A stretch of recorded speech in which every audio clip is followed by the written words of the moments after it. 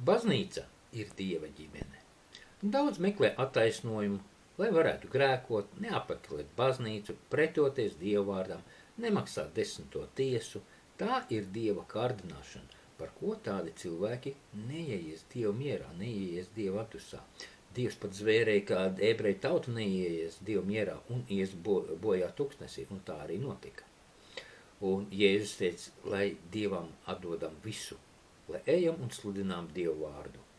Jēzus neteica, ka 10. tiesa ir atcelta, jo vairāk Jēzus teica, lai krājam priekš debesu valstības, nevis priekš miesas. Un Dievs deva savai tautai likumus, jo tauta bija bezdevīga. Jēzus pateica, lai nepielūdz citus dievus, un elgdievība tā ir arī naids, tā ir sāncensība. Un Jēzus teica, lai mēs pērkam no viņa zeltu, kas nezūd. Un Jēzus dod mums svēto garu, lai mēs dotos un sludinātu, lai sargātu Dieva vārdu. Un garīgums, tas ir cits līmenis.